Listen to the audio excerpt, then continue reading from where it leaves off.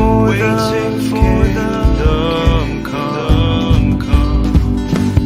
In His name I find, in His name I find, in His name I find the peace I seek. In His name I find, in His name I find, in His name I find the joy I seek.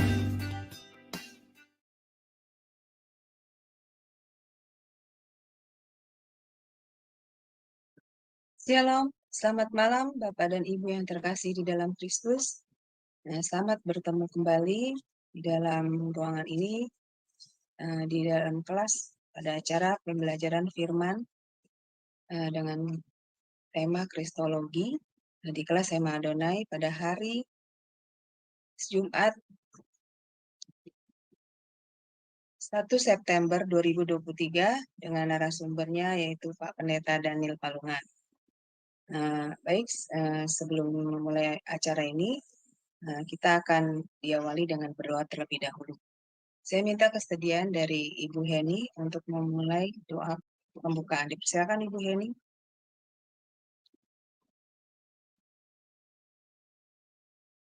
Monitor Ibu Heni. Baik, kalau begitu saya akan memimpin doa pembukaan. Mari Bapak Ibu sekalian kita berdoa terlebih dahulu. Bapak terima kasih dan puji syukur karena diberi kesempatan sekali lagi bagi kami untuk bisa kembali berkumpul di dalam ruangan ini dan kembali belajar tentang kebenaran firman Tuhan. Ya Bapak, kiranya ada penyertaan-Mu dan pimpinan-Mu dalam kelas pembelajaran kami malam ini. Dan berkatilah setiap internet kami agar dapat berjalan dengan lancar sampai pembelajaran ini selesai dari awal hingga akhir. Dan juga berkatilah para operator dan saya sendiri sebagai moderator untuk bisa memimpin kelas ini dengan baik dan lancar dari awal hingga akhir. Dan berkatilah juga Pak Daniel Palungan yang akan menyampaikan kebenaran firman. Urapilah setiap perkataannya, Bapak, agar Pak Daniel dapat menyampaikan kebenaran firman-Mu kepada kami semua dengan baik dan benar dan sesuai dengan kehendak hati-Mu. Dan Bapak yang terkasih, kiranya mampukanlah juga kepada kami yang menerima firman yang ke dalam hati dan pikiran kami, sehingga firman itu dapat menjadi rema di dalam diri kami dan mampukan kami untuk menjadi pelaku firman, sehingga kami bisa memberitakan kepada orang lain dan mengajarkannya. Terima kasih ya Bapak, terima kasih. Kami serahkan waktu ini selanjutnya di dalam tangan. Dan doa ini kami panjatkan dengan nama terang Tuhan Yesus Kristus. Haleluya. Baik, Bapak Ibu yang terkasih dalam Kristus, sebelum memulai acara pembelajaran ini, kita akan terlebih dulu melihat dan mendengar profil dari Pak Pendeta Palungan. Dipersilakan kepada operator.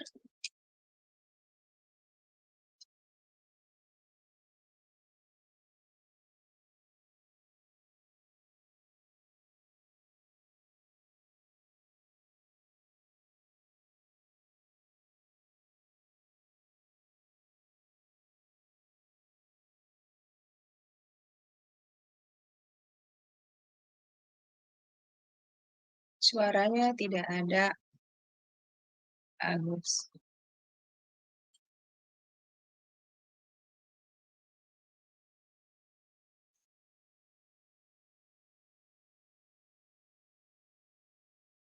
Belum muncul ya suaranya? Suaranya tidak ada, tapi gambarnya muncul.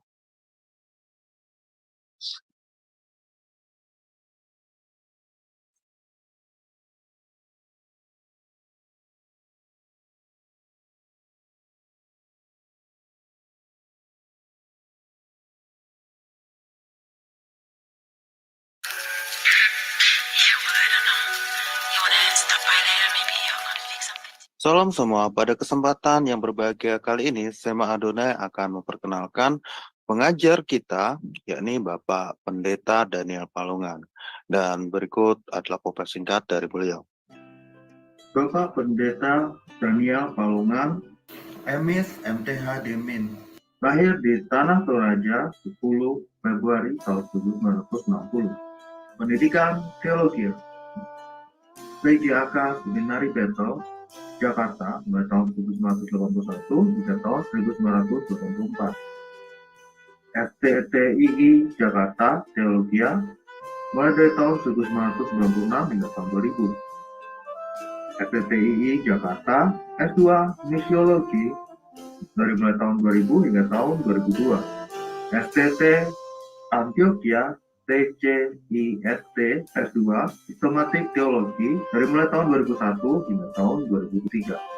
STT Berkat di Ministry tahun 2002 hingga tahun 2004. Pelayanan Gembala GBI Jemaat Sola Gracia Ciledug, Tangerang. Ketua Bidang Teologia GBI Wilayah 6 DPD Banten, mulai tahun 2015 hingga tahun 2023. Pendiri dan Ketua STT Shalom Nusantara, mulai tahun 2001 hingga tahun 2013. pendiri dan terlibat di BBCO sejak tahun 2021. Gembala di Sema Adonai Ibadah Online. Karya Penulis buku Kingdom Speaker. Pedoman praktis menggali Alkitab, Kingdom Citizen. Salam saudara-saudara yang terkasih di dalam Tuhan. Oleh kemurahan Tuhan, kita telah menyelesaikan satu seri pelajaran kita tentang soteriologi, dan sekarang kita akan masuk di dalam satu pembahasan materi baru, yaitu doktrin Kristologi. Doktrin ajaran Alkitab yang menguraikan secara sistematis tentang Yesus Kristus. Ini satu pelajaran yang sangat penting karena tokoh ini adalah tokoh sentral di dalam iman Kristen, tokoh sentral di dalam Alkitab, baik di dalam Perjanjian Baru maupun di dalam Perjanjian Lama. Dan semua orang-orang Kristen itu sungguh percaya bahwa Yesus itu adalah Tuhan dan Juru Selamat. Namun, iman kepada Yesus itu tidak cukup dengan percaya, tetapi iman kepada Yesus itu juga harus bertumbuh kepada pengenalan yang benar akan pribadi Yesus itu sendiri. Nah, itu sebabnya maka pengajaran ini perlu disampaikan secara menyeluruh dan sistematis supaya orang-orang Kristen itu betul-betul juga memiliki pemahaman yang menyeluruh dan benar tentang siapa Yesus yang mereka percayai. Nah, pelajaran ini sangat penting oleh karena akhir-akhir ini, tetapi ini bukan sesuatu yang baru. Ya, dari sejak bapak-bapak gereja sampai hari-hari ini, pertentangan-pertentangan tentang Kristus itu juga senantiasa ada. Ada gereja-gereja yang juga secara denominasional itu sudah berdiri dan gereja itu jelas-jelas tidak mau mengakui Yesus sebagai Tuhan. Dan kemudian pada hari-hari ini di Indonesia pada khususnya dan di dunia pada umumnya itu, dunia maya diguncangkan dengan ada pendeta yang sekian lama membaktikan diri kepada Yesus, tetapi kemudian berbalik dan mengatakan Yesus bukan Tuhan, Yesus bukan Juru Selamat, Yesus bukan Gembala baik. Dan karena itulah maka saya sangat terbeban dan merasa bertanggung jawab untuk mengajarkan juga ini kepada Bapak Ibu, supaya Bapak Ibu tidak mudah lagi diombang-ambingkan oleh pengajaran-pengajaran yang hanya berbasis kepada argumentasi-argumentasi yang asumtif dan bukan argumentasi yang dibangun berdasarkan fakta data dari Alkitab. Ya, saya harapkan Bapak Ibu tidak hanya mau menjadi orang Kristen yang percaya, tetapi juga menjadi orang Kristen yang dewasa di dalam iman itu dengan memiliki pengetahuan-pengetahuan yang alkitabiah, komprehensif tentang pokok-pokok iman. Dan salah satu pokok iman yang akan kita bahas di dalam perkuliahan ini adalah doktrin tentang Yesus sebagai Tuhan dan Juru Selamat. Ya, akan ada banyak pergumulan-pergumulan tentu, tetapi saya berharap dan saya akan berusaha dengan sekuat tenaga untuk mencoba menyampaikan kepada Bapak Ibu ayat-ayat Alkitab yang mengisahkan tentang Yesus itu sebagaimana yang dimaksud oleh Alkitab itu dan oleh para penulis. Saya mengharapkan supaya Bapak Ibu mengikuti sesi demi sesi yang kemudian pada akhirnya saudara akan mengambil satu kesimpulan yang tepat bahwa Yesus itu adalah Tuhan dan Yesus itu adalah Juru Selamat. Nah, kiranya Tuhan Yesus menolong saudara, memberikan kesehatan, memberikan waktu, dan memberikan niat yang baik untuk dapat mengikuti pelajaran ini dari awal sampai pada akhirnya. Tuhan Yesus memberkati. Baik, terima kasih kepada operator kami, Bro Agus, yang telah menayangkan profil dari Pak Pendeta Daniel Palungan beserta pengertian tentang Kristologi. Berarti penting sekali pelajaran Kristologi ini untuk kita pelajari. Karena dengan begitu kita akan mengenal Tuhan Yesus yang kita imani dan sembah dengan baik dan benar. Baik, saya akan menyapa narasumber kami terlebih dahulu.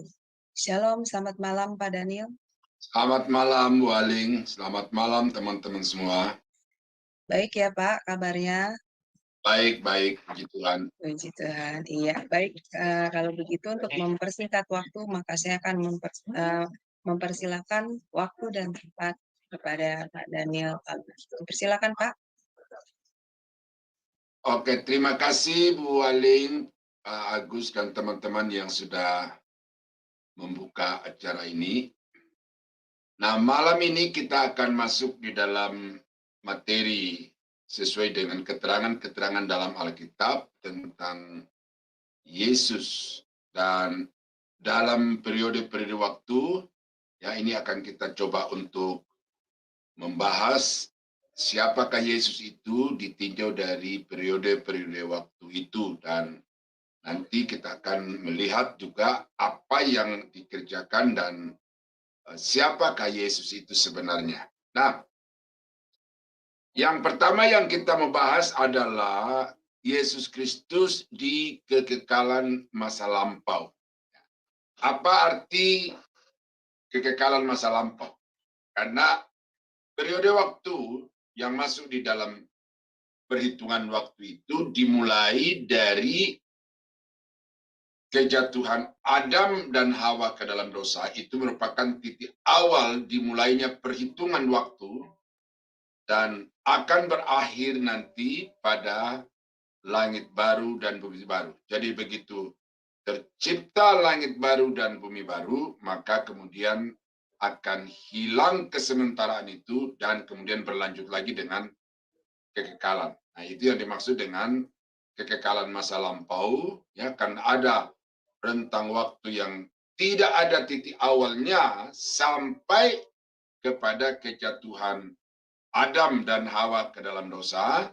Nah, lalu selama periode langit yang berdosa, bumi yang berdosa ini ada, maka selama itu manusia ada di dalam kurun waktu. Nah, tetapi begitu nanti berakhir atau terciptanya langit baru, bumi baru, dan langit bumi yang lama ini menjadi lenyap, maka kembali waktu itu ke dalam kekekalan, ya, yang tidak lagi disekat-sekat dengan hari, minggu, bulan, tahun, masa, dan milenium, tetapi semuanya sudah berlangsung di dalam kekekalan. Nah, kita akan melihat Yesus sebelum penciptaan, ya, atau Yesus di dalam keberadaan kekekalan masa lampau. Ini berarti apa, saudara? Yang kita mau bahas di sini adalah Yesus tidak dibatasi oleh waktu. Keberadaannya tidak berawal pada satu titik waktu dan berakhir pada satu titik waktu. Itu maksud dari mempelajari tentang keberadaan Yesus di kekekalan masa lampau. Ya, ada yang mengistilahkan Jesus pra-existence. Nah, tetapi itu memang satu terminologi yang agak rentan untuk diserang, untuk dihantam. Maka yang benar adalah bahwa keberadaan Yesus di kekekalan masa lampau. Ya, nah ini yang kita mencoba beberapa keterangan Alkitab yang perlu saudara pahami apa yang Alkitab katakan tentang Yesus di masa yang lampau. Nah, ini berkaitan dengan keilahiannya yang kekal, yang ada dengan sendirinya, yang menyebabkan segala sesuatu menjadi ada, tetapi dia sendiri tidak disebabkan oleh apapun, karena dia adalah pribadi yang ada dengan sendirinya. Nah, ini pandangan yang sudah lama, tetapi ini yang juga menjadi satu problematika yang selalu diangkat di dalam membahas doktrin Kristologi itu, yaitu pandangan Arius yang mengatakan bahwa Yesus adalah ciptaan yang terdahulu. Ya, ciptaan yang paling awal, tetapi dia bukan sempurna dalam keilahiannya. Jadi, dia awal dari segala sesuatu yang diciptakan, tetapi dia sendiri tidak sempurna dalam keilahiannya. Ya. Jadi, Arius mengatakan di sini bahwa di dalam kekekalan masa lampau itu ada penciptaan. Nah, Yesus adalah sosok atau satu-satunya yang diciptakan di dalam kekekalan masa lampau. Lalu dengan terciptanya Yesus ini, maka kemudian melalui Yesus, Allah menciptakan segala sesuatu yang ada di dalam dunia ini. Nah, itu pandangan itu. Nah, tetapi ini tidak perlu dipermasalahkan lagi karena pandangan ini sudah gugur dengan sendirinya oleh banyak pembicara-pembicara Kristologi atau di sekolah-sekolah tinggi teologi. Itu sudah diajarkan bahwa Yesus itu bukan ciptaan. Nah, ini diangkat aja untuk memunculkan satu problematika. Bisa ditambahkan di sini, Pak Erastus Sabdono mengatakan Yesus bukan Yahweh, Yesus bukan Tuhan, Yesus bukan Juru Selamat. Nah, itu bisa problematika itu lagi diangkat di sini, tetapi tidak usah terlalu diperbanyak karena memenuhi halaman. Ya.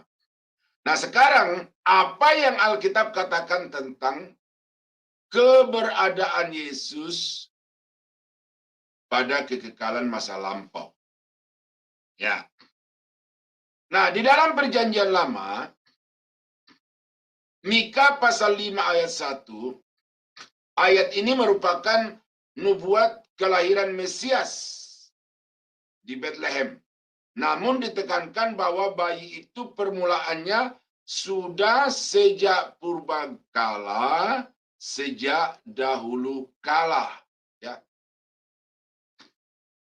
Ya, whose going forth have been from all.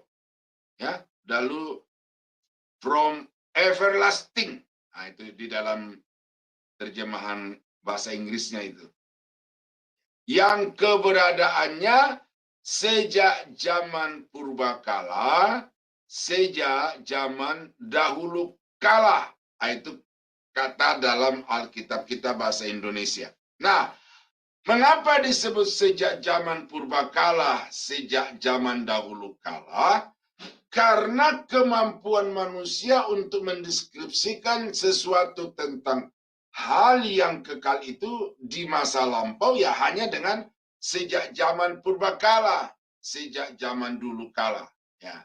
Tetapi manusia tidak mampu untuk menentukan satu titik waktu di masa lampau itu. Ini juga memberikan kepada kita satu pernyataan yang jelas, tegas bahwa tidak ada satu keterangan waktu di dalam Alkitab yang menyatakan tentang titik permulaan Yesus. Karena kalau ada titik permulaan Yesus, itu berarti dia tidak kekal. Dan kalau dia tidak kekal dengan sendirinya, keilahiannya itu akan gugur. Ya, nanti di bagian-bagian akhir saya akan perlihatkan kenapa Yesus itu Allah? Karena semua sifat-sifat Allah ada pada dirinya. Nah, termasuk di sini adalah kekekalan yang dinyatakan oleh Nabi Mika. Ungkapan ini mengandung pengertian waktu yang tak terbatas dan bahasa Ibrani tak mampu menyatakan secara lengkap tuh. Jadi bahasa Ibrani tidak mampu untuk mengatakan ini loh waktu permulaan atau ini loh sejak keberadaan Yesus, tidak ada. Ya, perulangan yaitu sejak zaman purbakala, sejak zaman dahulu kala, menekankan kebenaran waktu yang tak terbatas. Tidak ada batas waktu di masa lampau. Nah, itu kitab Mika berbicara seperti itu. Ayat yang kedua yang perlu kita teliti di dalam Perjanjian Lama tentang keberadaan Yesus di masa lampau itu di dalam Yesaya pasal 9 ayat yang kelima yang berkata,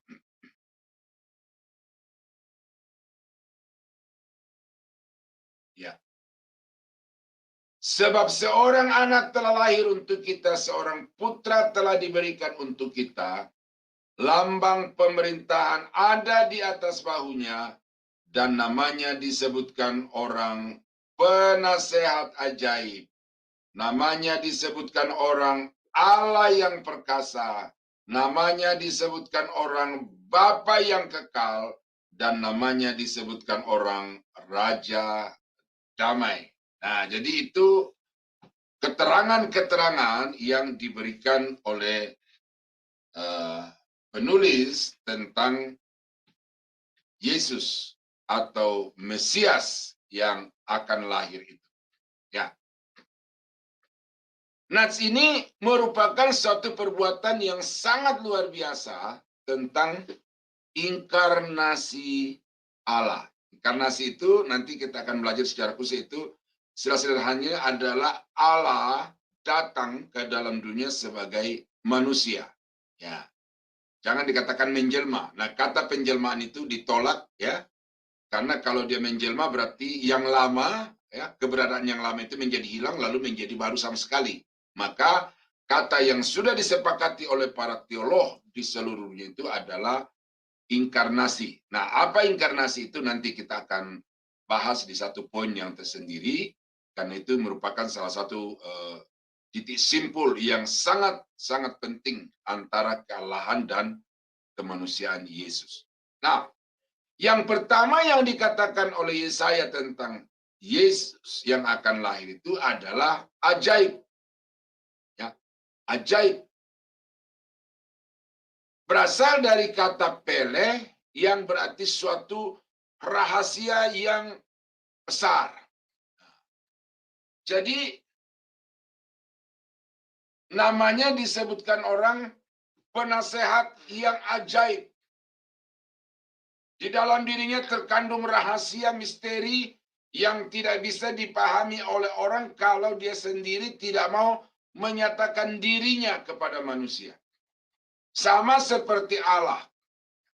Manusia mustahil untuk mengenal Allah di dalam segala kepenuhan kealahannya tanpa Allah sendiri yang menyatakan diri kepada manusia. Nah, itu sebabnya di doktrin teologi proper atau di doktrin bibliologi nanti kita akan belajar itu bahwa Allah dapat dikenal karena dia menyatakan dirinya kepada manusia, dan sejauh mana Allah dapat dikenal oleh manusia, sejauh Allah menyatakan dirinya kepada manusia. Ada hal-hal yang sudah dinyatakan di dalam diri Allah kepada manusia, tetapi juga ada hal-hal yang belum disingkapkan seutuhnya kepada manusia. Nah, karena itu di dalam Ulangan pasal 29 ayat yang ke-29 itu bahwa yang sudah dinyatakan adalah bagi manusia dan yang belum dinyatakan itu adalah bagi Allah. Nah, jadi Yesus itu adalah pribadi yang ajaib. Ya, jadi jangan pernah merasa bahwa saya sudah mengenal Yesus secara sempurna. Paulus yang bahkan dikatakan sudah bertemu dengan Yesus muka dengan muka, dia berkata sekarang ini aku hanya melihat seperti bayangan di dalam cermin. Tetapi nanti aku akan bertemu muka dengan dia, dan pada waktu itulah baru aku akan dapat mengenal dia secara penuh, secara sempurna sebagaimana aku sendiri dikenal. Nah, yang berikut adalah penasehat. Ini saudara bisa melihat di sini sifat-sifat yang termaktub atau terkandung di dalam setiap kata-kata ini. Penasehat dari kata yudz yang artinya seorang yang memiliki hikmat dan kemampuan ilahi untuk menilai dan meneropong, menembusi peristiwa-peristiwa yang ada sehingga melihat kehendak Allah dan penerapannya di dalam kehidupan manusia. Jadi Yesus adalah penasehat yang ajaib karena dia adalah Allah yang memiliki hikmat yang sempurna. Kemahatauan di sini. Ya. Yesus memiliki sifat kemahatauan yang juga adalah sifat hakiki daripada Allah. Nah, kalau begitu, berarti Yesus itu tidak bisa lagi diragukan ketuhanan kealahannya karena dia adalah pribadi yang memiliki hikmat yang sempurna sama seperti Bapa memiliki hikmat yang sempurna. Ini ada beberapa ayat yang saya mau bacakan supaya memperjelas apa yang saya uraikan ya. Di dalam Yesaya pasal 11 ayat yang kedua, Roh Tuhan akan ada padanya, roh hikmat dan pengertian, roh nasihat dan keperkasaan, roh pengenalan dan takut akan Allah. Jadi pengenalan akan Allah secara sempurna itu ada di dalam diri Yesus. Nah, di dalam Kolose pasal 2 ayat yang ketiga dikatakan, sebab di dalam dia tersembunyi segala harta hikmat dan pengetahuan. Jadi hikmatnya itu tidak bisa terselami oleh akal, oleh kepandaian manusia. Semakin banyak yang kita tahu tentang Yesus, kita akan semakin sadar bahwa terdapat lebih banyak hal lagi yang belum kita ketahui. Nah, jadi karena itu maka tidak ada orang yang kemudian merasa sudah sangat mengenal Yesus itu karena pengenalan kita kepada Yesus itu baru sebatas yang Alkitab nyatakan kepada kita. Di dalam Dia tersimpan segala hikmat atau tersembunyi segala hikmat dan pengetahuan. Nah, di dalam 1 Korintus pasal 1 ayat yang ke-30 dikatakan,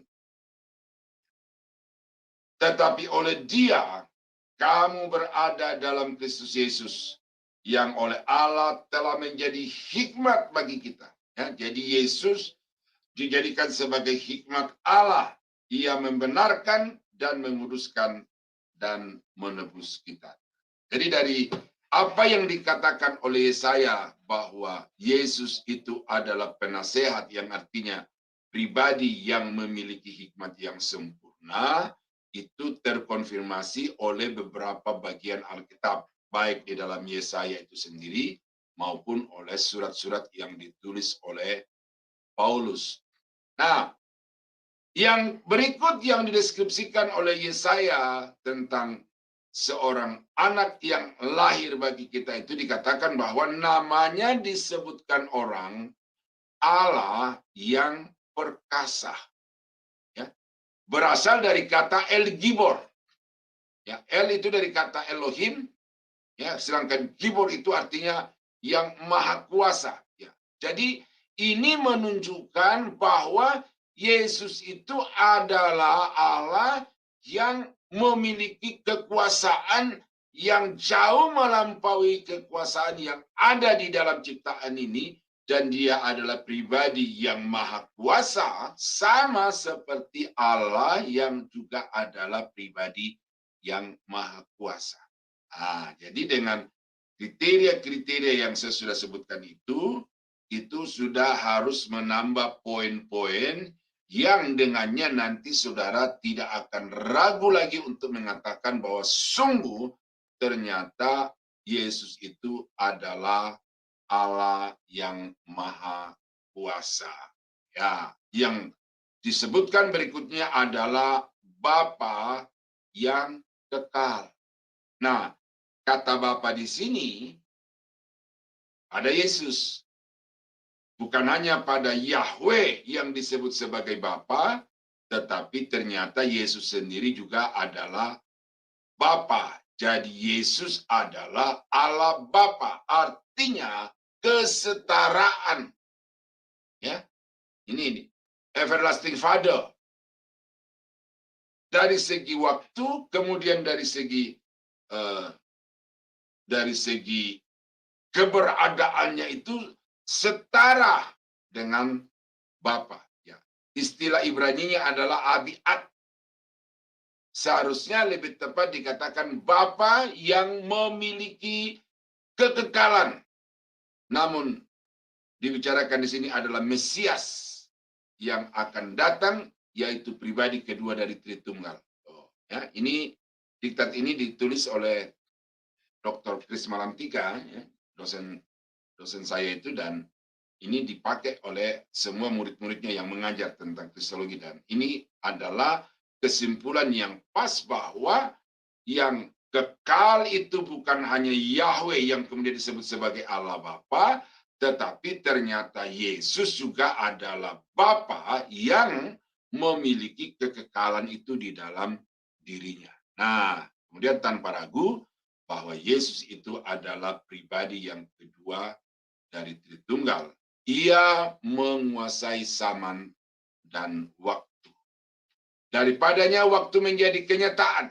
Ya, jadi dia yang menyatakan waktu, dia yang menetapkan waktu, dan dia kemudian juga yang menentukan apa-apa yang terjadi di dalam waktu itu. Nah, yang berikutnya adalah Raja Damai. Bahasa Ibrani-nya adalah Sar Salom. Istilah ini dipakai juga dalam Zakaria pasal 9 ayat 10, Kolose pasal 1 ayat 20, Efesus 2 ayat 14. Hal ini menyatakan bahwa Mesias yang akan datang itu adalah Raja Damai. Ya, kita sudah membahas tentang kerajaan 1000 tahun, ya, bagaimana Yesus akan memerintah di atas muka bumi ini di dalam periode waktu selama 1000 tahun, dan kerajaannya itu akan diwarnai dengan kedamaian.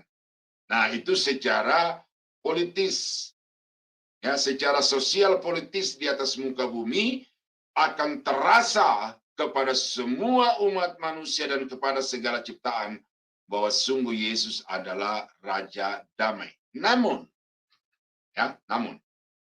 di dalam kehidupan secara pribadi, ya, dalam kehidupan secara pribadi, orang-orang yang sudah menerima Yesus atau sudah mengalami perjumpaan pribadi dengan Yesus secara pribadi di dalam kehidupannya, orang itu juga secara nyata mengalami suatu kedamaian, sukacita yang tidak dapat dilukiskan dengan kata-kata. Saya tanggal 1 Januari 1981. Ada sesuatu yang terjadi di dalam diri saya, dan ada suasana yang begitu nyaman, begitu teduh, begitu damai. Ya, sebagai seorang remaja yang sedang bergolak, yang dikatakan di dalam ilmu psikologi masa tumpang tindih, masa badai dan topan. Jauh dari orang tua, sedang mencari identitas diri. Ada satu gejolak di dalam diri saya pada tahun itu.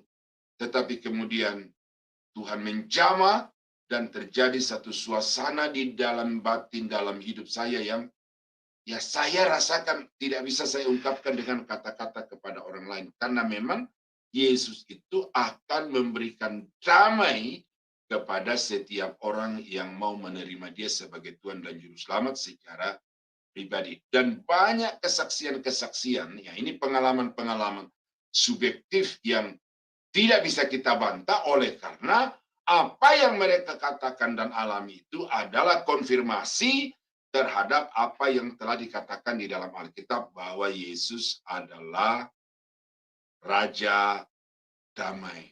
Nah, jadi saudara, apa yang Yesaya katakan di dalam Yesaya pasal 9 ayat 5 ini bukan hanya berbicara tentang waktu keberadaan Yesus di masa lampau, tetapi dia sudah memberikan kepada kita beberapa penggambaran tentang siapakah Yesus yang akan lahir ke dalam dunia ini. Nah, itu di dalam Perjanjian Lama. Nah, di dalam Perjanjian Baru, apa yang rasul-rasul katakan berdasarkan ilham Roh tentang Yesus dalam keberadaannya di kekekalan masa lampau. Nah, ada beberapa ayat yang akan kita eksposisi ya untuk bisa dapat memahami keberadaan Yesus di periode kekekalan masa lampau itu. Ya. Pada mulanya adalah firman. Firman itu bersama-sama dengan Allah, dan firman itu adalah Allah. Ya, kalau di dalam bahasa aslinya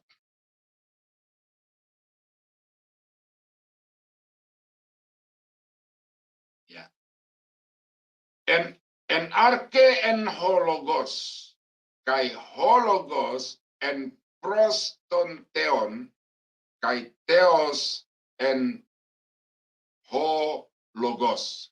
Ya, sini ada kata logos dan theos itu disebutkan berkali-kali, dan baik logos maupun theos itu memakai artikel di depannya yaitu ho, tetapi di frasa yang terakhir dikatakan kai theos, ya di situ theos di situ tidak memakai artikel ho, ya, kai theos en ho logos atau kai hologos theon, bisa saja dibolak-balik kayak gitu ya.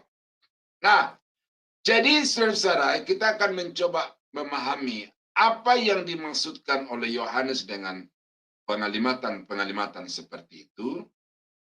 Nah, kata yang dikatakan en arche itu adalah pada mulanya.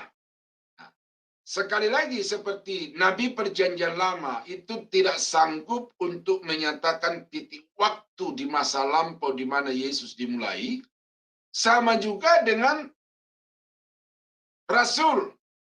Ya, tidak ada keberanian untuk menyatakan satu titik waktu di mana Yesus memulai keberadaannya.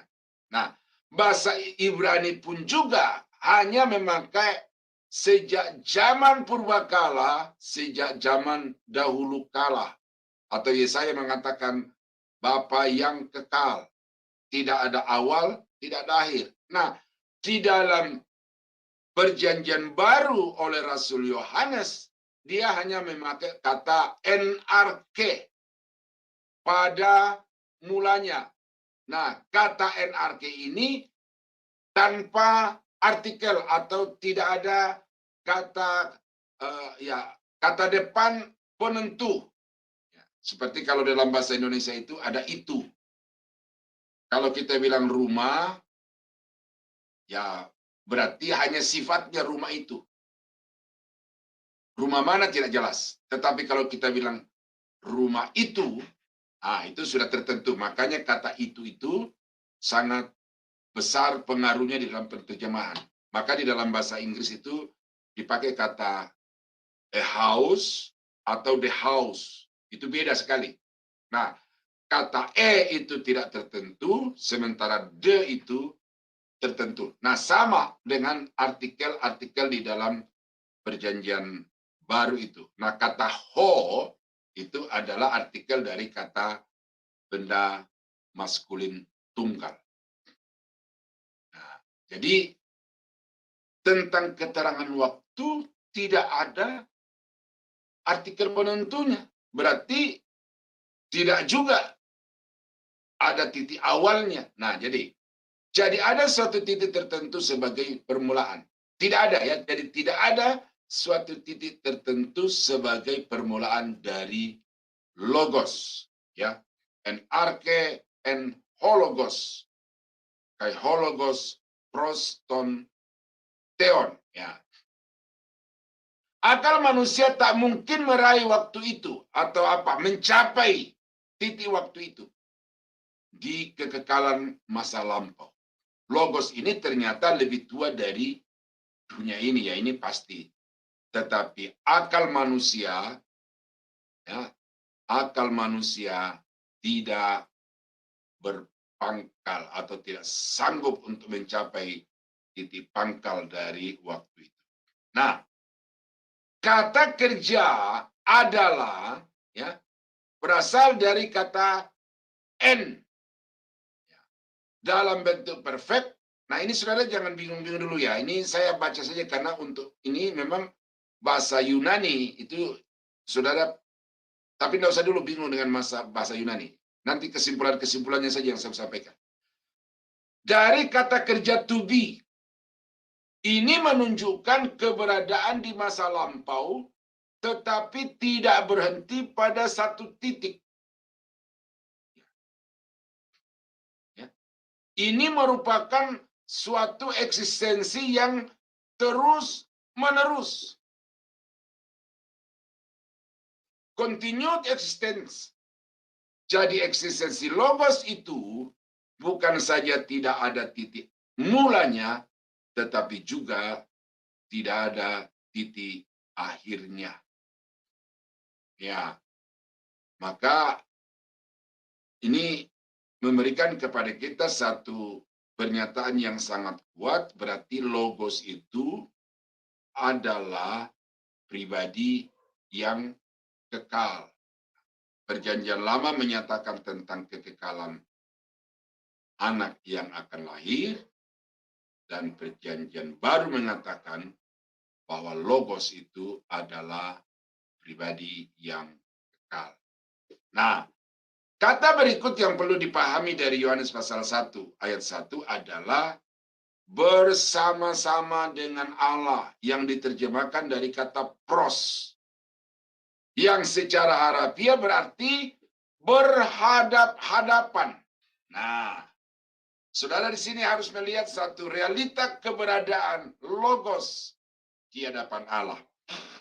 Bahwa logos pada satu sisi adalah bunyi, adalah kata, tetapi khusus untuk Yohanes pasal 1 ayat 1, logos bukan sekedar kata-kata yang keluar dari mulut Theos atau Yahweh itu, tetapi logos itu sendiri adalah satu pribadi yang berhadap-hadapan, terpisah dari Allah dan berhadap-hadapan dengan Allah. Nah, jadi frasa ini memberikan kepada kita satu kenyataan yang tidak bisa disangkal lagi, bahwa dalam kekekalan masa lampau berdasarkan Yohanes 1 ayat 1, ada dua pribadi yang sama-sama kekal, telah ada sejak zaman kekekalan masa lampau, yaitu Bapa Theos atau Yahweh dan Yesus Logos, yang juga adalah firman yang ada sejak permulaan atau sejak pada mulanya itu. Bukan permulaan ya, sejak pada mulanya. Ya, hal ini menandakan juga adanya kesatuan antara dua pribadi. Tadi saya sudah tekankan itu bahwa terpisah karena saling berhadapan, tetapi kesatuan juga nyata di sini, bahwa Bapa, Anak itu satu. Ya, ini keterangan bahasa Inggris itu komunion, bukannya companionship. Ya. Kesatuan dan bukan sekedar persahabatan. Nah, jadi Saya harap saudara ya, pernyataan-pernyataan yang mengatakan Yesus itu bukan Tuhan, Yesus itu diciptakan di kekekalan masa lampau, dengan penguraian-penguraian ini saudara sudah mesti dapat menangkap suatu esensi bahwa sesungguhnya Yesus itu bukanlah ciptaan, karena dia ada sejak kekal, sebagaimana Bapa kekal, sebagaimana Yahweh kekal, sebagaimana Allah kekal, demikian juga firman-Nya kekal. Tidak pernah Allah ada tanpa firman. Di mana Allah ada, di situ ada firman. Jadi firman dan Allah itu merupakan satu kesatuan yang sudah ada sejak kekekalan masa lampau dan ada berhadap-hadapan. Nah, yang berikutnya adalah kata theos. Theos yang diterjemahkan menjadi kata Allah. Saya sampai hari ini masih bertanya, saudara-saudara, ya, kenapa penganut paham Yahweh, ya, yang juga menjadi kawan erat dari oneness, yang juga merupakan kawan dekat dari orang-orang yang mau beragama Kristen, menganut agama Kristen dengan berdasar kepada akar budaya dari kekristenan, yaitu pikiran, keyakinan, bahasa kepercayaan bangsa Yahudi, Yahweh. Karena itu mereka tidak mau pakai nama Yesus, tetapi mereka pakai kata Yehosua Amasya. Allah tidak mau pakai, tetapi diganti dengan Yahweh. Mengapa saya angkat ini, Bapak Ibu? Ini ada implikasi teologis yang sangat fundamental. Alkitab Perjanjian Lama dan Perjanjian Baru, ya, ini satu bidang juga yang saya ajarkan dengan sangat serius dan sangat antusias, karena saya mau supaya mahasiswa hamba-hamba Tuhan memahami apa sih Alkitab itu. Nah, Alkitab Perjanjian Lama, Perjanjian Baru itu sama-sama diinspirasikan oleh Allah kepada para penulis, baik nabi maupun rasul. Bedanya adalah Perjanjian Lama diinspirasikan dengan bahasa Ibrani, karena memang penulis-penulisnya adalah orang-orang Ibrani dan ditujukan kepada orang Ibrani. Tetapi rasul-rasul yang ada pada era atau zaman Romawi yang bahasa persatuannya adalah bahasa Yunani pada waktu itu, maka Allah juga mempergunakan atau mengilhamkan firman-Nya untuk ditulis oleh para rasul dengan mempergunakan bahasa Yunani. Nah, berarti kalau Perjanjian Lama Allah menginspirasikan namanya dengan Yahweh, yang sebenarnya tidak boleh disebut sembarangan itu harus dipercaya bahwa itulah nama Allah. Tetapi kemudian di dalam Perjanjian Baru dengan bahasa Yunani, dia menginspirasikan namanya sebagai Theos. Ini juga harus dipercaya bahwa ini nama Allah. Jadi firman Allah. Nah, jadi karena itu maka saya harus tegas mengatakan, tidak mau menggunakan kata Allah atau tidak mau menggunakan kata Tuhan bagi Bapa, itu sama sekali tidak menunjukkan kerohanianmu lebih tinggi daripada orang yang mengatakan bahwa Bapa itu Tuhan, Bapa itu Allah. Ya. Jadi Tuhan menyatakan namanya itu di dalam berbagai ragam khususnya dalam dua bahasa, bahasa Ibrani, bahasa Yunani. Nah, jadi theos itu ya, saya dari situ supaya nggak usah saudara bertanya-tanya, kenapa kita kok nggak pakai kata Yahweh? Orang kok pakai kata Yahweh, kita kok nggak?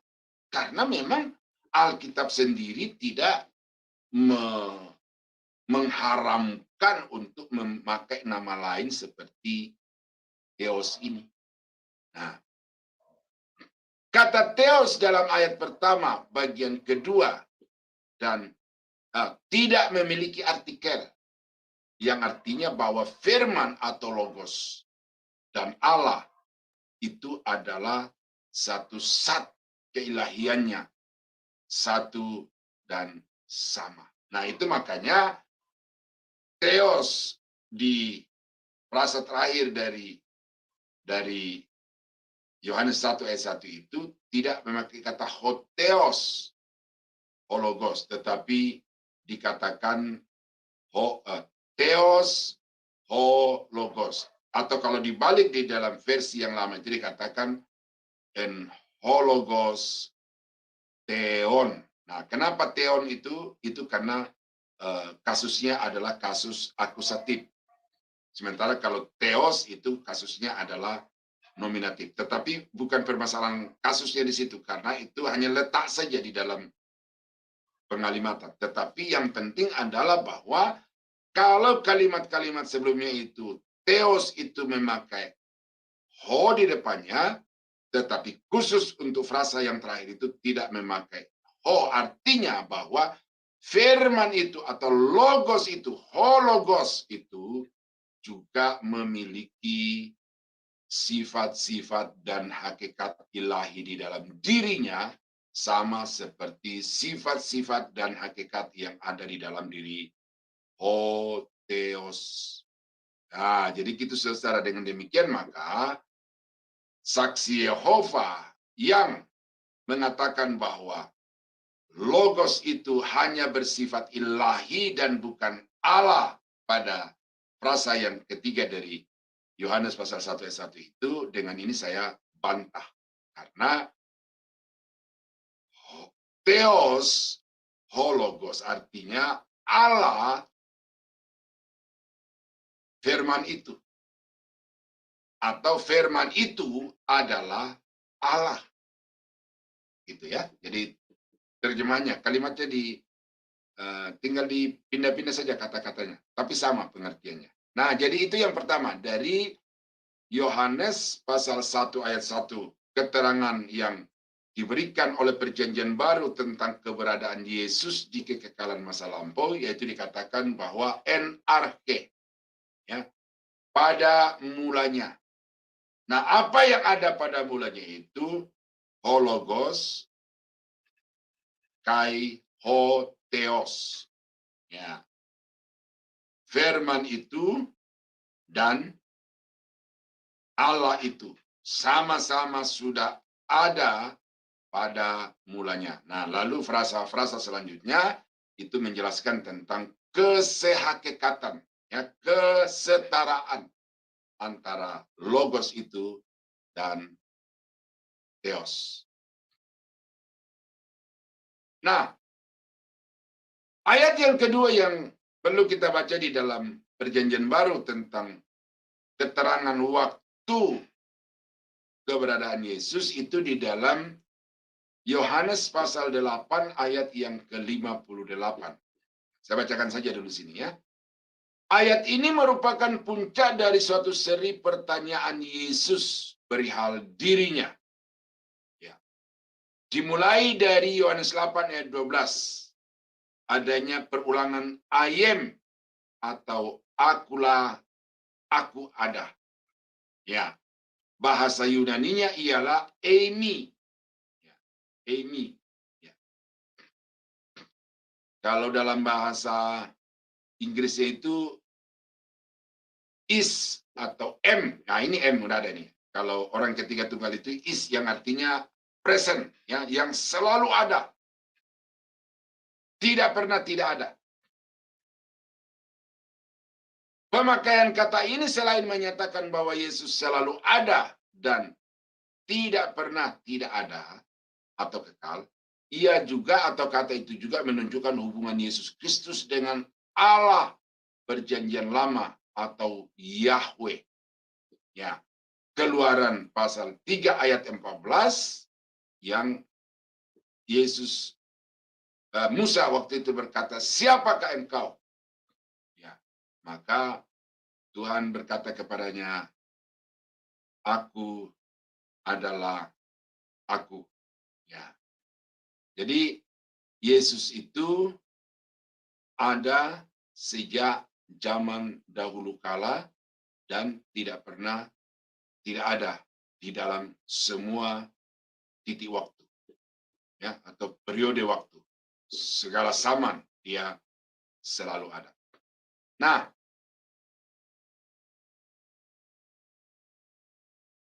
Kolose pasal 1 ayat yang ke-15 sampai 17, ini juga satu bagian Alkitab yang oleh saksi Yehova diangkat sebagai satu landasan pikir teologis bahwa Yesus itu adalah ciptaan yang pertama. Ya, kata buah sulung. Ya, ya. Nah, saya bacakan saja dulu supaya jelas ayat ini.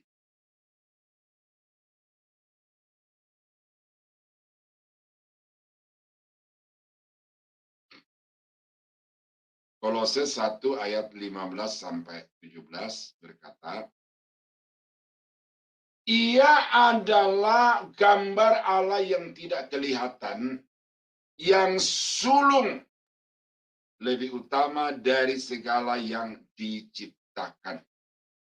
Karena di dalam Dia telah diciptakan segala sesuatu yang ada di surga dan yang ada di bumi, yang kelihatan dan yang tidak kelihatan, baik singgasana maupun kerajaan, baik pemerintah maupun penguasa, segala sesuatu diciptakan oleh Dia dan untuk Dia.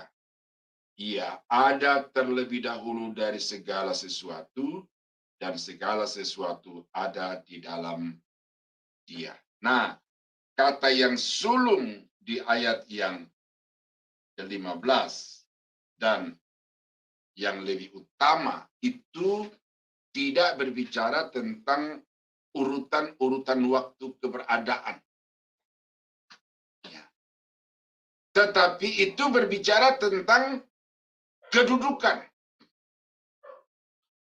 Bahwa Yesus memiliki kedudukan tertinggi dari segala ciptaan. Mengapa? Karena Dia sendiri adalah pencipta itu. Di dalam Dia diciptakan segala sesuatu. Nah, oleh karena itu Paulus menuliskan ayat ini untuk menjelaskan bahwa Yesus itu tidak dapat disamakan dengan ciptaan karena Dia bukan ciptaan, tetapi Dia adalah pencipta. Dan oleh karena itu secara otomatis Dia memiliki kedudukan yang lebih tinggi dibandingkan dengan ciptaan itu. Nah, kalau dalam ayat yang ke-17, ini urutan waktu memang. Tetapi tidak ada keterangan di sini bahwa Yesus itu diciptakan. Ia ada terlebih dahulu dari segala sesuatu. Dan segala sesuatu ada di dalam Dia. Nah, ada lebih dahulu. Tetapi ini Paulus mengatakan, tidak mengatakan bahwa diciptakan dulu baru dengan itu diciptakan ciptaan-ciptaan selanjutnya. Tidak begitu. Tetapi di sini Paulus, ya, karena ini dinyatakan dalam keyakinan Paulus di bagian-bagian lain di dalam Alkitab bahwa Yesus itu pencipta dan bukan ciptaan, dan karena itu Dia Tuhan, Dia Allah. Jadi Paulus, ya, sangat-sangat kuat keyakinan dan pernyataannya tentang Yesus sebagai Tuhan di dalam tulisan-tulisannya. Nah, seandainya saya bertemu muka dengan orang-orang yang mengatakan Yesus bukan Tuhan, saya akan mengemukakan ini. Apa pandangan saudara tentang Paulus yang mengatakan Yesus Tuhan? Apakah itu Paulus salah atau bagaimana? Kalau dia mengatakan Paulus salah, berarti Alkitab salah bagi orang itu. Nah, itu saja udah titik rawan yang sangat-sangat bahaya kalau orang sudah mengatakan bahwa Alkitab itu salah. Nah, yang kedua, kalau saya bertemu muka dengan orang itu, saya akan berkata begini. Kalau engkau mengatakan Yesus bukan Tuhan dan Paulus salah menyebutnya bahwa Yesus itu Tuhan, sekarang buktikan sama saya, di mana letak kesalahan Paulus dan bagaimana Anda akan memperbaiki pernyataan-pernyataan Paulus yang begitu banyak, mulai dari kitab Kisah Rasul sampai kepada kitab Ibrani, ya. Dia begitu tegas mengatakan Yesus Tuhan, Yesus Tuhan, Yesus Allah, Yesus Pencipta. Nah, kalau orang-orang yang mengatakan Yesus bukan Tuhan tetapi tidak bisa menyelesaikan pernyataan-pernyataan Paulus bahwa Yesus adalah Tuhan, berarti mereka hanya memberikan pernyataan yang tidak berdasar kepada Alkitab, tetapi hanya berdasarkan kepada buku-buku karangan orang lain yang juga sebenarnya tidak berdasar kepada Alkitab. Nah, jadi saudara-saudara, ini saya tegaskan ini karena memang inilah tujuannya diadakan pembelajaran ini, untuk kita harus melihat dari sudut pandang Alkitab siapakah Yesus itu. Nah, di dalam Kolose 1 ayat 15 sampai 17, Yesus lebih tinggi kedudukannya dari segala ciptaan karena Dia adalah Tuhan atas segala ciptaan. Dia ada lebih dahulu dari segala ciptaan karena Dia adalah pencipta dari segala sesuatu. Nah, kalau begitu ya, saya tidak ada keraguan untuk mengatakan bahwa Yesus adalah Tuhan. Nah, ayat yang ke-18, Kolose 1:18, ialah kepala tubuh yaitu jemaat, ialah yang sulung. Nah, ialah yang sulung, yang pertama bangkit dari antara orang mati, sehingga ia lebih utama dari segala sesuatu. Ya, kematian tidak bisa menguasainya, kuburan tidak bisa membelenggunya. Dia keluar dari kuburan itu, dia hidup kembali, dia mengalahkan maut. Itu sangat pantas di ayat yang ke-15 bahwa dia adalah Tuhan atas segala ciptaan. Ya, jadi sulung itu menunjukkan keutamaan, tidak selamanya menandakan urutan keberadaan. Nah, saya baca beberapa ayat ini, saudara ya. Wahyu pasal 1 ayat 5. Dan dari Yesus Kristus saksi setia yang pertama bangkit dari antara orang mati dan yang berkuasa atas raja-raja di bumi. Bagi Dia yang mengasihi kita dan yang telah melepaskan kita dari dosa kita oleh darahnya dan seterusnya. Ya, ini menandakan ketuhanan Yesus. Nah, di dalam Roma pasal 8 ayat yang ke-29, sebab semua orang yang dipilihnya dari semula, mereka juga ditentukannya dari semula untuk menjadi serupa dengan gambaran anaknya, supaya ia anaknya itu menjadi yang sulung di antara semua saudara. Yang sulung bisa berarti yang pertama, tetapi juga bisa berarti yang utama, di atas segala-galanya. Ya. Ibrani 1 ayat 6, saya tidak hafal ayat ini. Dan ketika ia membawa pula anaknya yang sulung ke dunia, ia berkata, semua malaikat Allah harus menyembah Dia. Ya. Semua malaikat Allah harus menyembah Dia. Artinya bahwa Yesus itu atau anaknya itu adalah Allah yang sama dengan dirinya disembah oleh malaikat-malaikat. Nah, di dalam Wahyu 1 ayat 8 kita kembali apa dikatakan di situ. Ya. Aku adalah Alfa dan Omega, firman Tuhan Allah yang ada dan yang sudah ada dan yang akan datang, yang Maha Kuasa. Nah, Wahyu 1 ayat 8 di sini memperlihatkan dua sisi dari keberadaan Yesus. Yang pertama adalah yang awal dan yang akhir, ya, sudah ada, sedang ada, dan yang akan terus ada. Dan yang kedua yang dinyatakan di sini adalah Allah yang Maha Kuasa. Berarti karena dia kekal, dia Maha Kuasa, maka dia adalah Allah itu sendiri. Nah, kalau kita buka Perjanjian Lama yang menyatakan aku adalah yang awal dan yang akhir dan yang pertama dan yang terakhir, itu juga ada di dalam saya lupa ayatnya ya. Coba saya buka dulu Yesaya pasal 44 ayat 6. Mudah-mudahan tidak salah. Ya. Beginilah firman Tuhan, Raja dan Penebus Israel, Tuhan semesta alam. Akulah yang terdahulu dan akulah yang terkemudian. Tidak ada Allah selain daripadaku. Raja Israel. Ya. Itu Yesaya pasal 9 ayat 6 ya, itu ingat bahwa Yesus itu raja, dan di sini dikatakan bahwa raja itu berkata, akulah yang terdahulu dan akulah yang terkemudian. Kemudian dia juga berkata bahwa tidak ada Allah selain daripadaku. Ini klaim Yesus bagi dirinya di dalam Perjanjian Lama.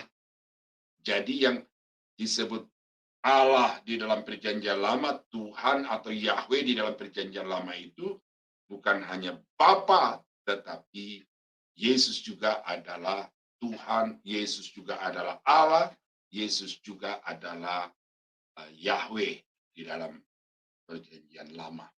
Nah, jadi saudara-saudara, itulah beberapa keterangan ayat di dalam Perjanjian Lama dan Perjanjian Baru yang mengatakan bahwa Yesus itu sudah ada sebelum segala sesuatu di atas muka bumi ini ada.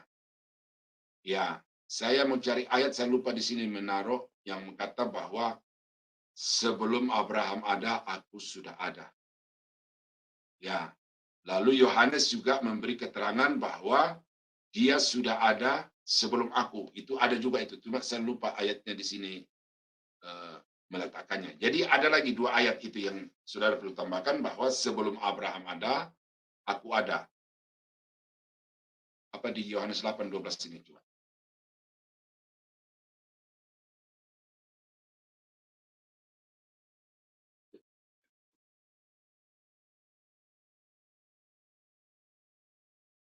Maka Yesus berkata pula kepada orang banyak, katanya, akulah terang dunia, barang siapa mengikut aku, ia tidak akan berjalan dalam kegelapan, melainkan ia mempunyai terang hidup. Wah, ini ayat yang langsung meneplak apa yang dikatakan oleh Pak Heru itu bahwa Yesus itu bukan terang, Yesus bukan gembala baik, ya, Yesus bukan terang. Nah, menurut Iman Sabdono, tetapi Yesus mengatakan di dalam Yohanes 8:12, akulah terang dunia. Ya. Jadi saya nggak tahu nih kenapa Pak Sabdono bisa berkata seperti itu ya. Apakah dia mau menempatkan diri lebih tinggi dari Alkitab? Atau mau mengatakan bahwa Alkitab itu salah? Nah, itu dua kemungkinan itu. Ya, tetapi dua ayat tadi ya, yang mengatakan sebelum Abraham ada, aku ada, dan apa ya? Yohanes 8:58 barangkali coba, saya coba. Lupa kita baca tadi.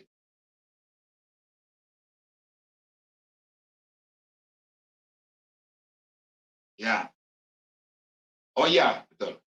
Kata Yesus kepada mereka, aku berkata kepadamu, sesungguhnya sebelum Abraham jadi, aku telah ada.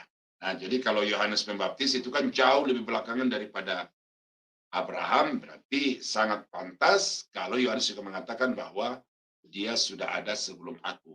Sedangkan Abraham saja lebih belakangan daripada Yesus, apalagi Yohanes. Nah, jadi saudara, itulah beberapa keterangan Alkitab Perjanjian Lama dan Perjanjian Baru yang menyatakan dengan tegas terang benderang bahwa Yesus itu sesungguhnya sudah ada sebelum dunia diciptakan. Artinya bahwa dia ada di kekekalan masa lampau, dan dia yang menyebabkan langit dan bumi serta segala isinya itu menjadi ada seperti yang ada sekarang ini. Nah, demikian pemaparan saya dari poin tentang Yesus di dalam kekekalan masa lampau. Saya berikan kesempatan kepada Bapak Ibu untuk bertanya, berkomentar, menambahkan, silakan selama sesuai dengan topik yang kita bahas. Silakan Bu Aling. Baik, terima kasih kepada Pak Daniel atas pemaparan materinya yang luar biasa. Bertanya, harap raise hand terlebih dahulu. Ya, ini ada Bro Agus ya. Oke, silakan Bro. Ya, salam Pak Daniel, selamat malam juga salam Sister Aling ya. Pak Daniel, saya mau tanya Pak Daniel tentang siapa yang mengembuskan Roh Kudus gitu Pak Daniel. Karena ada beberapa gereja yang hanya Bapak saja dan juga ada juga yang Bapak dan anak gitu ya, Pak Daniel. Mana yang lebih benar? Karena setahu saya di Alkitab juga Yesus juga menghembuskan Roh Kudus kepada murid-murid itu Pak Daniel. Itu aja Pak Daniel. Ya, menghembuskan Roh Kudus di sini memenuhi dengan Roh Kudus atau mengutus Roh Kudus ke dalam dunia ini. Ya, yang kejadian waktu itu kan di Alkitab itu kan ada itu Pak, dan yang ketika Yesus sudah bangkit itu kan di ya betul. Itu. Ya, tapi maksudnya begini, kedatangan Roh Kudus ke dalam dunia ini untuk masuk ke dalam diri setiap orang-orang percaya itu, kalau kita baca di dalam Yohanes, saya lupa pasal 14 atau pasal 16 itu, dia berkata bahwa aku akan meminta kepada Bapa supaya ia mengirimkan kepadamu penolong yang lain. Itu artinya bahwa kedatangan Roh Kudus ke dalam dunia ini itu sebenarnya merupakan kesepakatan antara Bapa dan Anak. Karena ini memang sudah merupakan satu pembagian tugas di dalam Allah Tritunggal itu. Di sini masing-masing sudah punya peran dan masing-masing punya tanggung jawab. Dan kalau dikatakan bahwa siapa yang mengutus Roh Kudus ke dalam dunia ini, ya Bapa, tetapi kemudian Bapa mengutus itu berdasarkan permintaan daripada Anak atau daripada Yesus, sehingga itu merupakan satu kemauan bersama antara Bapa dan Anak, tetapi juga sebenarnya kemauan daripada Roh Kudus itu sendiri, karena ketiganya adalah Esa, ketiganya adalah Allah yang memang sudah tahu masing-masing tugas pekerjaannya, dan di dalam ketiga-tiganya itu tidak ada yang saling bertentangan satu dengan yang lain, karena ketiganya adalah Allah yang kudus. Nah, kemudian apa yang Agus katakan bahwa ketika Yesus bangkit lalu dia menghembusi murid-muridnya dengan Roh Kudus, itu adalah pola perjanjian lama ya, untuk pemenuhan orang-orang tertentu secara temporal. Karena itu masih lebih awal dari hari Pentakosta atau terjadi sebelum hari Pentakosta. Ya, jadi itu bukan merupakan pemenuhan yang kekal, yang seperti hari Pentakosta bahwa dia masuk dan tinggal di dalam kamu selama-lamanya, tetapi penghembusan Roh kepada murid-murid pada waktu itu masih di dalam pola perjanjian lama, untuk murid-murid itu bisa melakukan tugas-tugas tertentu sesuai dengan situasi pada zaman itu. Nah, itu yang jelas menunjukkan bahwa bukan hanya Bapa yang berkuasa untuk memenuhi orang-orang dengan Roh Kudus, tetapi Yesus juga di dalam ayat yang Agus kutip tadi itu sudah membuktikan bahwa Yesus juga berdaulat untuk memenuhi orang dengan Roh Kudus. Nah, kemudian apa yang Yohanes Pembaptis katakan di dalam Matius pasal 3 yang berkata bahwa aku membaptis kamu dengan air, tetapi yang datang kemudian daripadaku lebih besar daripadaku, untuk membuka tali kasutnya aku tidak layak. Dialah yang akan membaptis kamu dengan api, dengan roh dan dengan api. Nah, apa artinya itu? Bahwa Yesus itu satu-satunya pribadi, ya selain Bapa maksudnya, satu-satunya pribadi selain Bapa yang punya otoritas untuk memenuhi seseorang dengan Roh Kudus. Ini artinya apa? Untuk menutup kemungkinan bahwa ada orang-orang tertentu yang bisa mengklaim diri, saya bisa mengimpartasikan Roh Kudus, saya bisa tumpang tangan dan kamu penuh dengan Roh Kudus. Sehingga ada jemaat-jemaat yang tanpa sadar di dalam kebodohannya menganggap bahwa pendeta A, pendeta B saja yang kalau dia tumpang tangan atas kita maka kita penuh Roh Kudus. Padahal sama sekali tidak ada data Alkitab yang mengatakan si A, si B bisa membuat orang penuh dengan Roh Kudus selain daripada Yesus itu sendiri.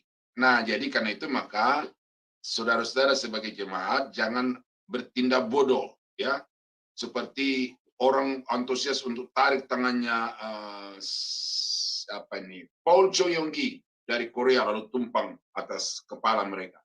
Ada orang datang ke Pendeta Pariaji dengan antusias karena dipikir hanya Pendeta Pariaji yang bisa melepaskan dari kuasa-kuasa jahat. Nah, ini jangan bodoh seperti itu, saudara. Tetapi cerdaslah bahwa dimanapun saudara berada dalam situasi, apapun saudara berada, kalau memang Yesus menghendaki untuk saudara dipenuhi dalam arti didiami oleh Roh Kudus, maka itu sepenuhnya adalah otoritas dari Yesus. Nah, jadi karena itu maka bukan hanya Bapa tetapi Yesus, bukan hanya Yesus tetapi Bapa. Kedua-duanya punya otoritas untuk memenuhi orang-orang dengan Roh Kudus. Ya, ayat-ayat yang saya kutip tadi itu saya kira sudah cukup untuk membuktikan bahwa pernyataan saya ini bukan asumsi atau pendapat pribadi, tetapi data-data ayat yang saya sebutkan beberapa tadi. Saya kira itu, Saudara Agus, ya.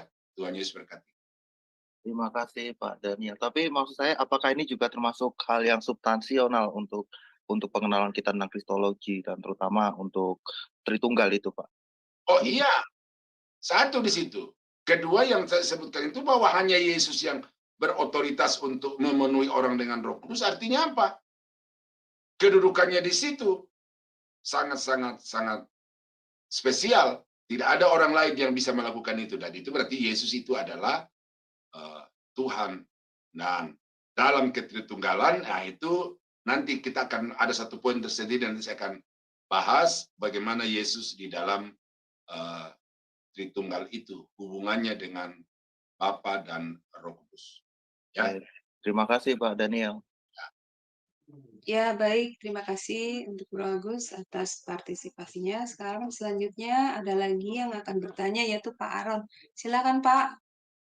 Jadi begini, saudara-saudara, saya harap pertanyaannya itu fokus kepada materi yang saya sudah sajikan, karena ada pertanyaan-pertanyaan yang diajukan terlalu dini, padahal itu poinnya ada di belakang, gitu kan. Jadi harap menahan diri. Oke, silakan. Oke, shalom, selamat malam. Ya, Tuhan Yesus shalom. memberkati. Terima kasih kepada Bu Moderator, Bu Aling, untuk kesempatan saya. Oke Pak, sebenarnya saya ingin bertanya dengan materi minggu lalu karena keterbatasan waktu ya Pak, nggak apa-apa ya. Jadi pertanyaan saya sesuai dengan temanya Kristolog ya, dan pengenalan akan Allah di mana Bapak mengutip Yohanes 17:3, dan saya juga teringat dengan 2 Petrus 3 ayat 18, bertumbuhlah dalam kasih karunia dan pengenalan akan Tuhan dan Juru Selamat Yesus Kristus, baginya kemuliaan untuk selamanya. Amin. Oke, jadi pertanyaan saya seperti gini Pak. sekiranya orang tidak mengenal Allah dengan benar atau Sang Mesias dengan benar, apakah dia akan diselamatkan, Pak? Seperti contoh yang kita lihat dalam sejarah yang lampau, Unitarian, Duitarian, Sabellian pada abad-abad yang pertama. Terus di abad Reformator adanya Zwingli yang menentang politik waktu saat itu ya, pemerintah Paus. Terus Calvin menentang Arminian, Bullinger menentang Anabaptis dalam pemahaman mereka terhadap Sang Mesias, Pak. Kira-kira gimana gitu, Pak? Ya, jadi minggu lalu saya jelaskan bahwa iman pada satu sisi itu dan pengenalan pada sisi yang lain. Kedua-duanya merupakan faktor dari keselamatan. Ya, barang siapa yang percaya kepadanya tidak akan binasa tetapi beroleh hidup yang kekal. Itu Yohanes 3:16 menekankan tentang iman. Yohanes 17 ayat 3 mengatakan, inilah hidup yang kekal itu, yaitu bahwa mereka mengenal Engkau satu-satunya Allah yang benar, dan mereka mengenal Yesus yang Agung. Nah, itu dua-duanya merupakan faktor keselamatan. Tetapi dari segi mana yang pertama, mana yang kemudian, itu kalau kita baca Alkitab, maka yang pertama itu harus iman. Iman. Jadi iman bahwa Yesus adalah Tuhan dan Juru Selamat itu merupakan dasar keselamatan. Dan di atas dasar iman ini kita harus membangun pemahaman dan pengetahuan yang benar. Nah, iman yang benar adalah iman yang berdasar kepada pemahaman yang benar.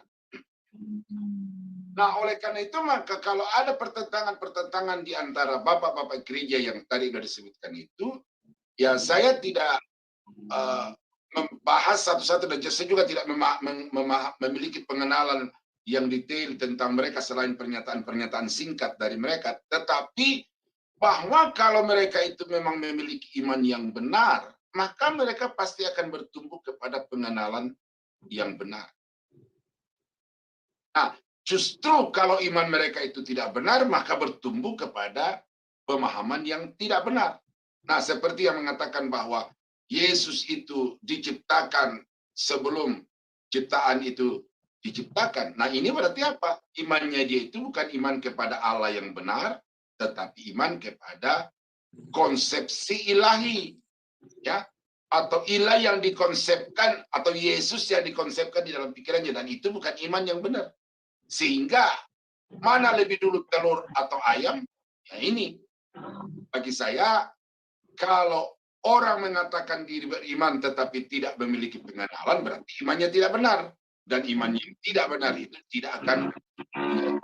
Nah, karena itu maka iman yang benar harus bertumbuh kepada pengenalan yang benar. Nah, sejauh mana pengenalan itu tentu dikatakan di dalam Alkitab, semakin banyak yang kita tahu, semakin banyak yang dituntut. Sedikit yang kita tahu, sedikit yang kita dituntut. Oleh karena itu, janganlah kamu berambisi untuk menjadi guru. Tahu bahwa seorang guru itu dituntut 2 kali lebih daripada yang diajarkannya. Nah, jadi pengetahuan itu tentu dalam takaran ilahi sendiri.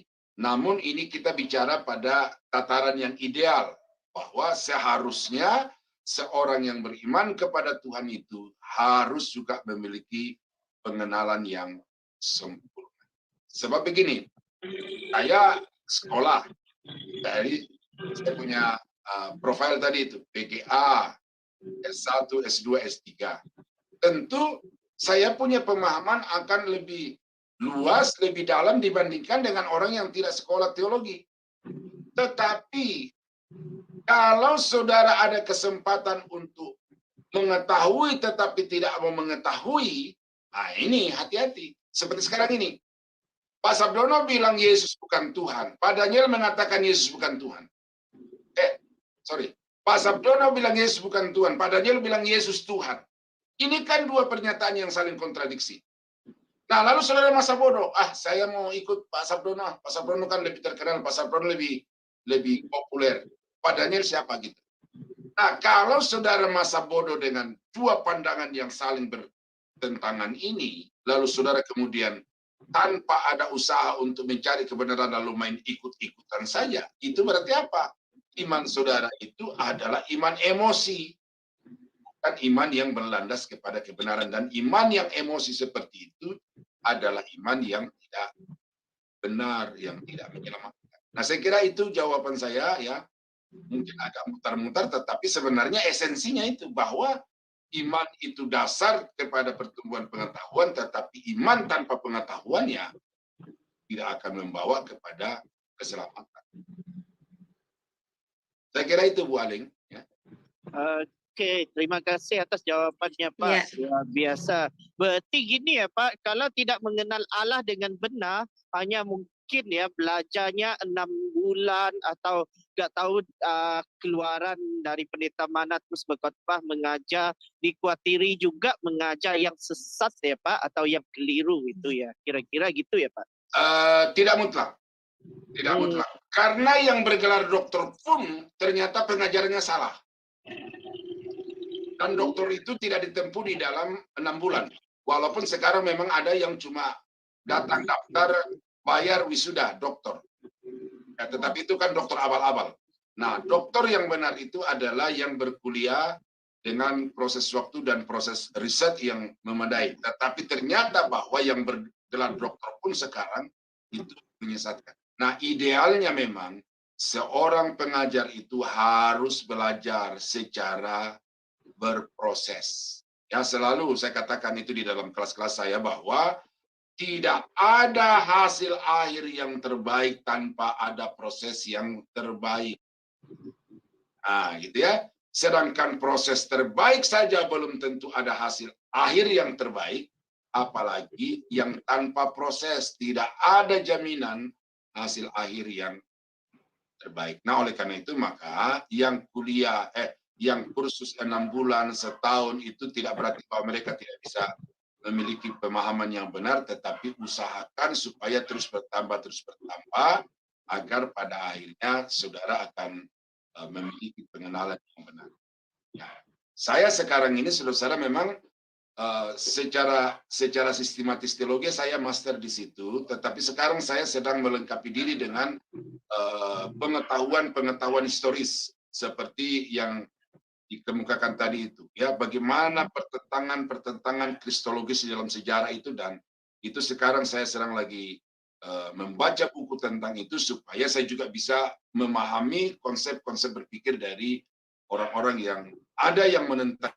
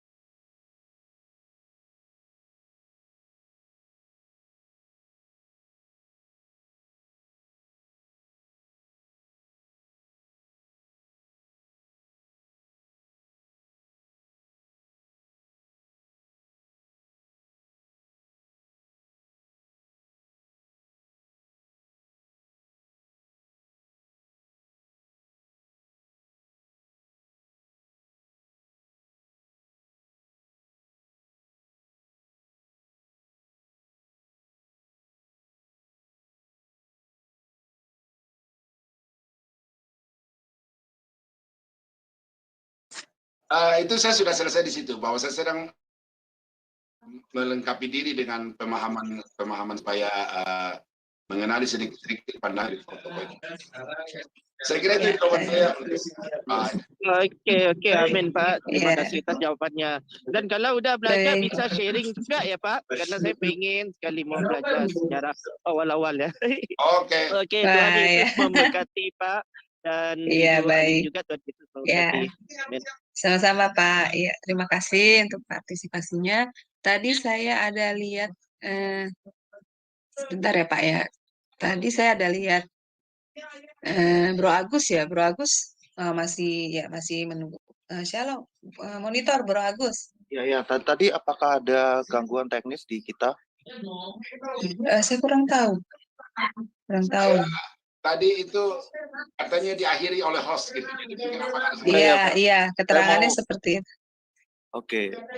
Maaf Pak, aku kepental, maaf ya. Oh, Oke. iya, iya. Ya. Oh, internetnya ya Pak. Iya, oke. Tidak Oke, kita apa-apa Pak masih Frans. kita lanjut ya. Ya, ya. Tadi Bro Agus mau nanya lagi ya, sepertinya ya. makanya. Ya, Pak. ya silakan. Ya, ini jujur aja Pak ya. Tadi kan Bapak juga nyinggung Pak Erastus ya. Maksud saya begini Pak. Setahu saya dia itu kan menganut Allah minor dan Allah mayor ya. Kalau nggak salah Yesus itu Allah minor itu. Kalau itu termasuk heresi yang mana Pak? Gitu loh. Termasuk bidat apa gitu Pak? Saya tidak memasukkan bidat-bidat mana, tetapi siapapun yang mengatakan bahwa Yesus lebih rendah dari Tuhan, dari Bapa, itu saya tidak sepaham dengan itu. Dan saya tidak usah menyebutkan nama orang-orang itu, tetapi jelas di YouTube, jelas di buku ya yang menyebut nama tadi. Dan saya sudah katakan di dalam kelas seperti ini sah untuk menyebut nama selama didukung dengan data fakta. Dan nama ini bukan lagi nama yang harus disembunyikan, itu sudah tegas. Dan saya tidak tahu masuk kelompok kepada yang mana-mana, tetapi jelas bahwa dia tidak mau mengakui Yesus itu setara sehakikat dengan Bapa itu. Dan itu bagi saya tidak sekelompok iman dengan saya itu. Itu saja. Soal dia mau berafiliasi kemana, ya itu urusan dia. Tetapi ya saya, pada iman saya bahwa Yesus Bapa itu adalah sehakikat, setara, dan sama-sama Allah. Tidak ada yang lebih rendah, tidak ada yang lebih tinggi. Nanti di bagian akhir saya akan buktikan itu dari ayat-ayat Alkitab. Ya, saya kira itu Pak Agus. Ya, terima kasih. Jadi intinya itu harga mati ya Pak ya, nggak bisa. Harga mati. Saya loh ya, saya. Ya, saya harga Terima mati. kasih. Kalau saudara mau terus-menerus mengikuti ajaran saya, ya tidak bisa bergeser dari itu. Pertanyaan apapun yang saudara ajukan untuk mengatakan Yesus lebih rendah daripada Bapa, saya mau terima kalau Bapak-Bapak menyertakan dengan ayat. Tetapi saya punya hak untuk mencoba menafsirkan ayat yang, kalau ada yang Bapak kemukakan itu. Jadi harga mati bagi saya Yesus dan Bapa itu sehakikat, setara. Dan kalau satu lebih rendah daripada yang lain, berarti yang satu ini juga otomatis akan berkurang kadar keilahiannya. Nah ini saudara ya, jadi berteologi itu memang harus berpikir ya. Jangan sampai saudara berkata ikut Tuhan jangan pakai otak. Nah, inilah yang membuat banyak orang itu jenuh di dalam berteologi karena memang pemikiran-pemikiran seperti ini membuat kita letih, lelah dan lesu. Ya, karena memang ini membutuhkan pemikiran. Tetapi bagaimanapun kalau saudara sudah punya tekad untuk belajar, ya ini harga yang Bapak Ibu harus bayar ya. Tuhan Yesus memberkati, saya kembalikan kepada Ibu Aling.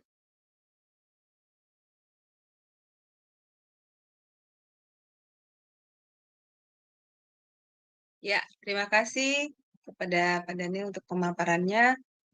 Masih adakah Bapak Ibu yang ingin bertanya tentang materi malam ini? Persilakan.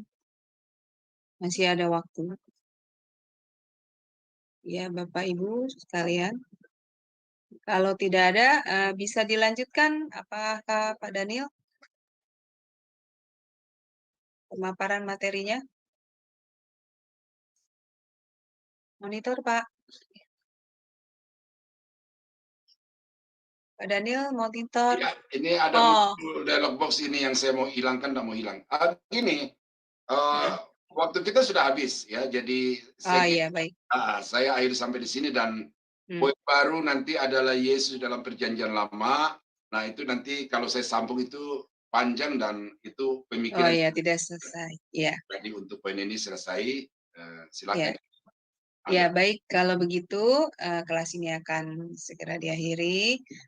Sebelumnya, tolong Pak Daniel untuk closing statement, kemudian memimpin doa penutup dan berkat bagi kami. Silakan, Pak. Ya, jadi saudara-saudara, sumber keterangan yang terpercaya yang harus kita jadikan sebagai dasar pikiran berteologi adalah Alkitab. Ya, karena itu saya tidak pernah memberikan kepada saudara keterangan dari buku-buku. Ya, ada banyak pendeta yang punya kekayaan, punya wawasan buku ini, buku itu. Ya, halaman bahkan dihafal luar kepala. Tetapi bagi saya tidak mau membangun teologi saya di atas dasar buku-buku. Tetapi saya mau membangun teologi saya di atas data-data fakta dari Alkitab. Nah, itu yang saya menggarisbawahi. Sehingga kalau Pak Agus tadi bilang Yesus dengan Bapa setara itu harga mati, itu satu. Yang kedua bagi saya Alkitab juga adalah harga mati. Tidak bisa dilangkahi oleh siapapun.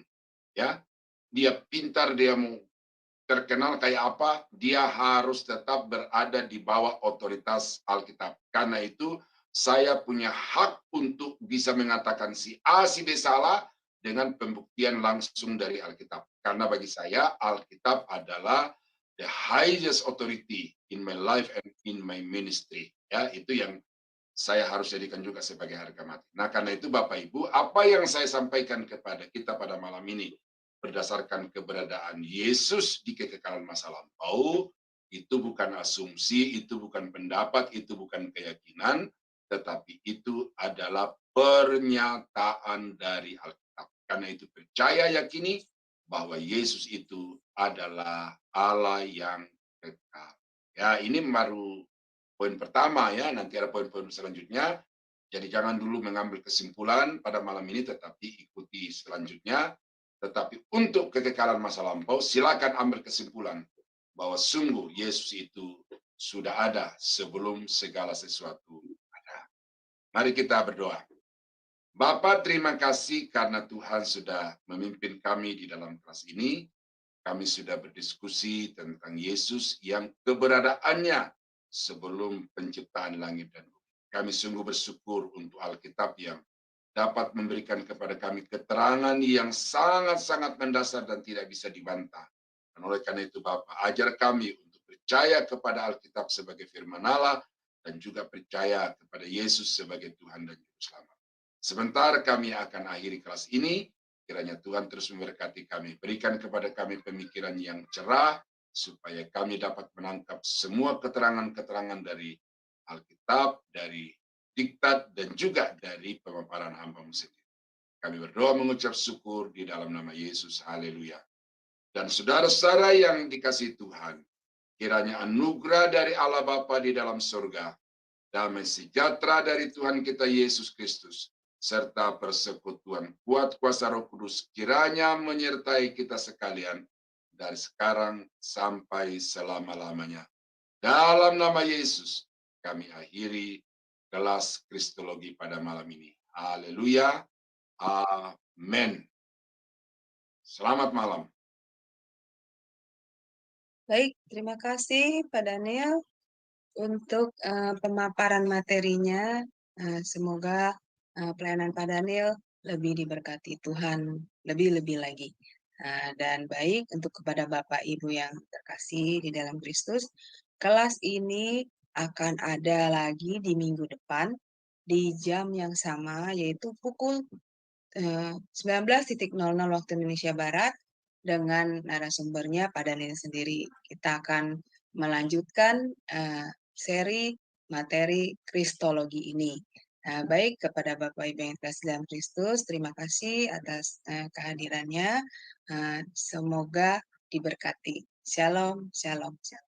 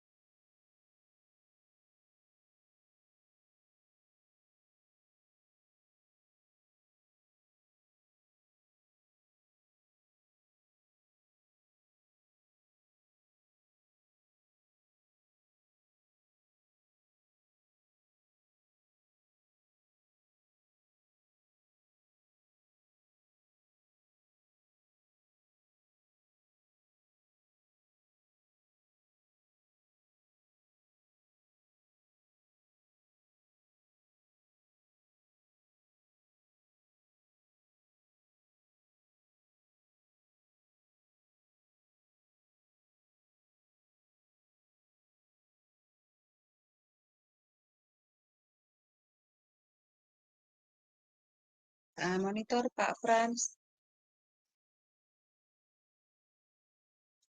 Udah Bu.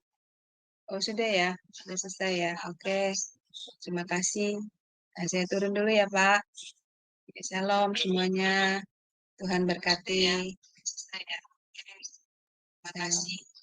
Saya turun dulu ya Pak.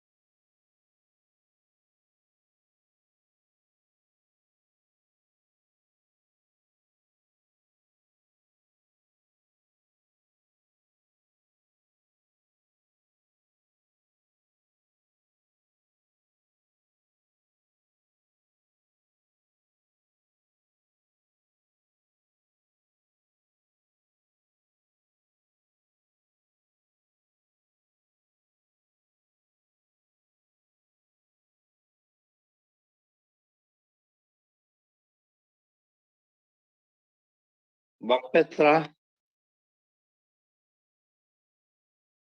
Halo Bang Petra. Bang Agus sudah turun. Bang Petra. Aaron.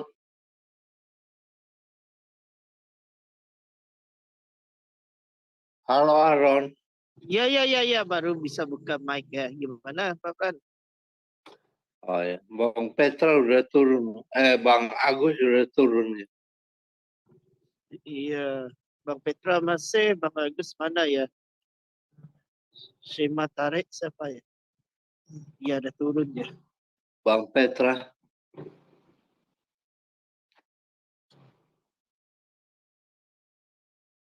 Sorry, tadi semua kepental ya.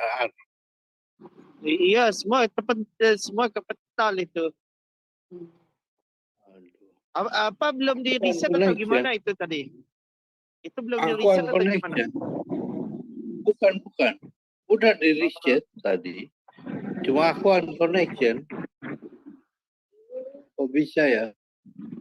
Oh, berarti host disconnect ya? Ya, hostnya dia aku Oh, tadi. Oh iya, pantesan. Soalnya host sih internetnya mungkin nggak stabil itu. Iya. Iya. Ya puji Tuhan juga di belakang aja itu kan, bukan di Iya, awal iya. atau di tengah gitu. Ya.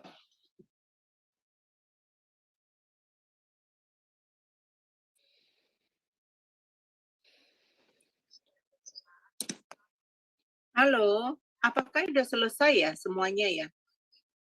Iya, Bu, udah. Wah, ini Bu. belum di Udah. end, di itu. Saya end deh. Oh, Bang Agus belum main. Wah,